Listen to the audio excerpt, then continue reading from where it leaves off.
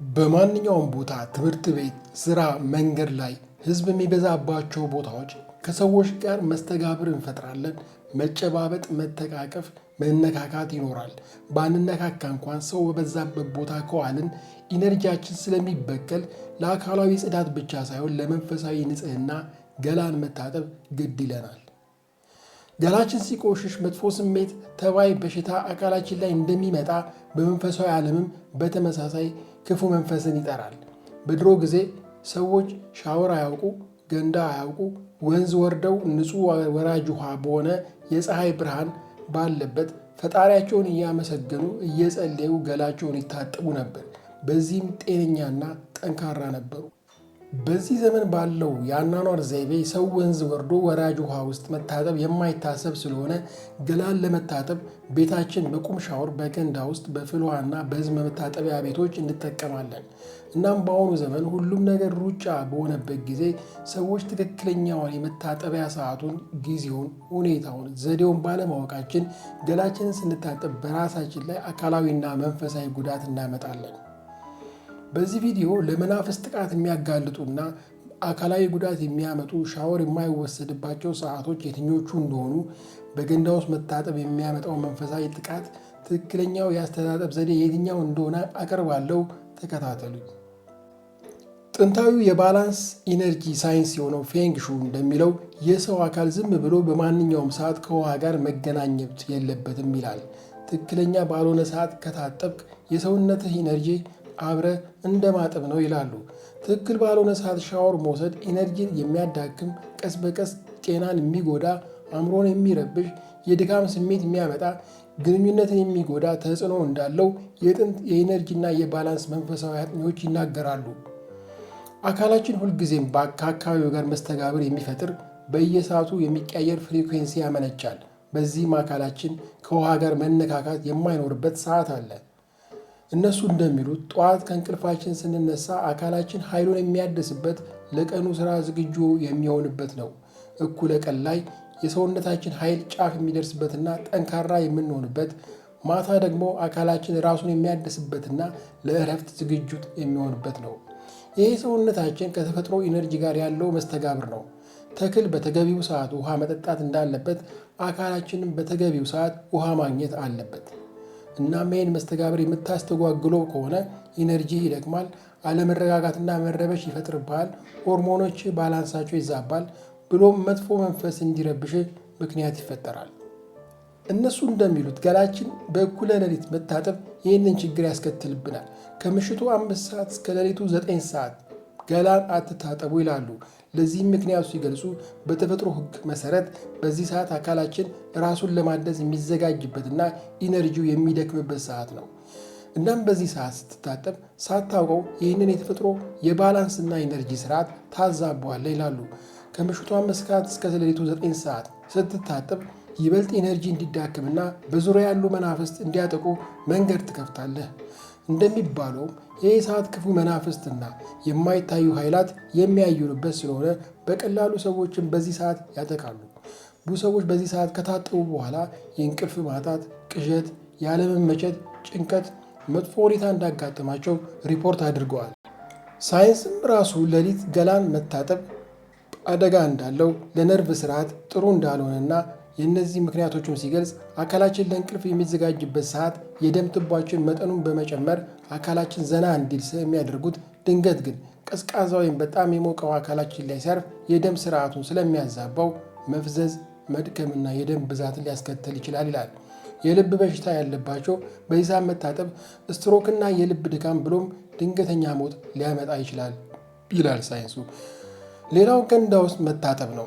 ብዙ ሰዎች ገንዳ ውስጥ መታጠብ ደስታና ዘና የሚያደርግ ውጤት ስላለው ይመርጡታል። ይሁን እንጂ ገንዳ ውስጥ መታጠብ ምንም ጉዳት የሌለው የሚያዝናና ቢመስልም መንፈሳዊ አጥኚዎቹ እንደሚሉት ገንዳ ውስጥ መታጠብ ክፉ መንፈስን የሚጠራና ለሚታጠበው ሰው ክፉ ተጽዕኖ እንደሚያመጣ ይናገራሉ።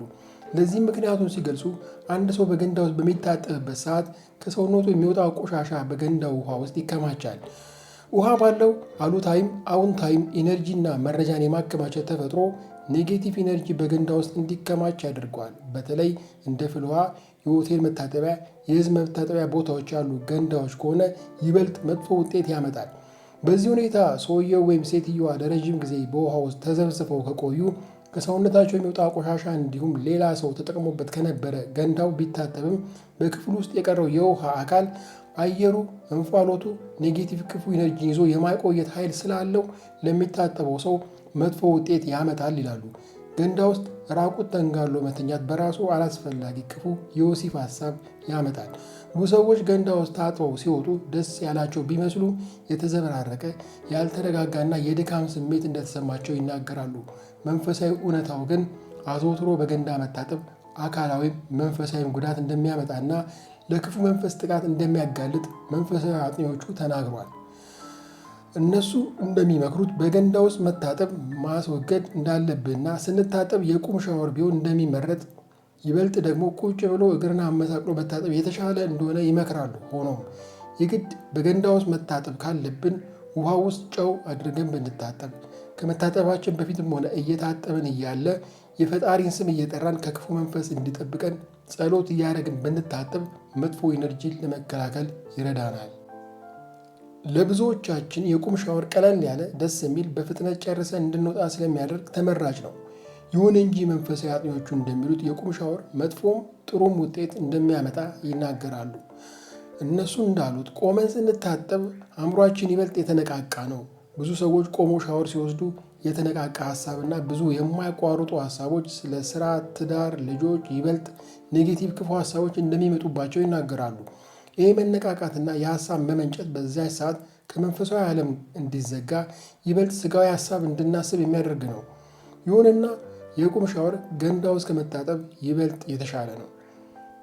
በሻወር ከሚመጣ ኔጌቲቭ ጥቃት ለመጠበቅ ከሻወር በፊት ጸሎት ማድረግ፣ ክፉ ሀሳብ፣ ክፉ መንፈስ ከእኔ ይራቅ እያልን መጸለይ፣ ውሃ በተፈጥሮ ኢነርጂን የመቀበልና የማስተላለፍ ኃይል ስላለው ከሻወር በፊት ጸልየን ስንታጠብ እየታጠብንም ውሃውን እየባረክን መልካምና መልካም ነገር ብቻ እያሰብን ለመታጠብ ብንሞክር ይበልጥ ከሻወር የሚገኘውን መንፈሳዊ ጥቅም በበጎ መልኩ እናገኛለን። ቀጥዬ ስንታጠብ የምንሰራቸውን ስህተቶች እዘረዝራለሁ። ብዙ ሴቶች በተለይ ሴቶች ማታ ፀጉራቸውን ታጥበው ሳያደርቁት በእርጥቡ የሚተኙ አሉ። በብዙ ሀገሮች እንደሚታመነው ውሃ ፀጉር ላይ ካደረ መጥፎ መንፈስ እንደሚስብ ይናገራሉ። ብዙ ሰዎች ቅዠት፣ እንቅልፍ ማጣት እንዳጋጠማቸው ሪፖርት አድርገዋል። በሳይንሱም ቢሆን በእርጥብ ፀጉር መተኛት ለፀጉሩ የመሰባበር የመበጣጠስ ሁኔታና ፀጉር እንዲሳሳ እርጥበቱና ሙቀቱ ተባይ እንዲፈጥር እንደሚያደርግ ይታወቃል። ስለዚህ በእርጥብ ፀጉር መተኛት አይመከርም። ሌላው በሙቅ ውሃ መታጠብ ነው። በሙቅ ውሃ በተለይ ለረዥም ጊዜ መታጠብ የቆዳን የተፈጥሮ ወዝ ያጠፋል፣ ቆዳ ደረቅ እንዲሆን ያደርጋል። ሁሌም የሚመከረው ውሃው በክፍሉ የሙቀት ልክ መሆን እንደሚገባው ነው።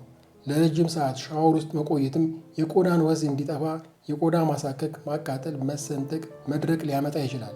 ገላን ለመታጠብ ከ10 ደቂቃ በላይ መቆየት አይመከርም።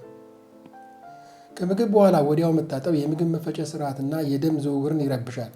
በተለይ በቀዝቃዛ ውሃ ታጥበህ ወዲያው ስትበላ የሰውነት የሙቀት መጠን ስለሚወርድ ጨጓራ ምግብ ለመፍጨት ዝግጁ አይሆንም። ምግብ ከተበላ 1 ሰዓት ቆይቶ መታጠብ ይመከራል። ሻወር ከመኝታ በፊት መውሰድ፣ በተለይ በሙቅ ውሃ ከሆነ ከመኝታ በፊት በሙቅ ውሃ ስትታጠብ የሰውነትን የሙቀት ደረጃ ቴምፕሬቸር ከፍ ስለሚያደርገው ለእንቅልፍ የሚያስፈልገን የሙቀት መጠን ያዛባዋል። ይህ የተዛባ የሙቀት መጠን አእምሯችን ውስጥ የሚገኘውን የእንቅልፍ ስርዓት የሚያዘው ሜላቶኒን የሚባለውን ሆርሞን ስለሚያዛባው እንቅልፍ ማጣት ያመጣል። ልንተኛ ስንል ሻወር የምንወስድ ከሆነ ከእንቅልፍ በፊት 2 ሰዓት ቀደም ብሎ መታጠብ እንዳለበት ይመክራሉ። ገላን ለመታጠብ ምርጡ ሰዓት ጠዋት ከ12 ሰዓት እስከ 2 ሰዓት እንደሆነ ይነገራል። ጠዋት የንጹህና በኃይል የተሞላ ወቅት ነው። በዚህ ሰዓት ስንታጠብ ከተፈጥሮ ጋር የምንስማማበት፣ የተዘጋ ኤነርጂ የሚከፈትበት፣ የምንነቃቃበት፣ ክፉ ሀሳብ የሚርቅበት፣ ውስጣዊ ሰላም የምንጎናጸፍበት፣ ትኩረት፣ ንቃት፣ ኃይል፣ ውጤታማ የሆነ ቀን የምናሳልፍበት ስለሚያደርገን ጠዋት ከ12 ሰዓት እስከ 2 ሰዓት ገላን መታጠብ ተመራጭ ነው እላለሁ። ሰላም።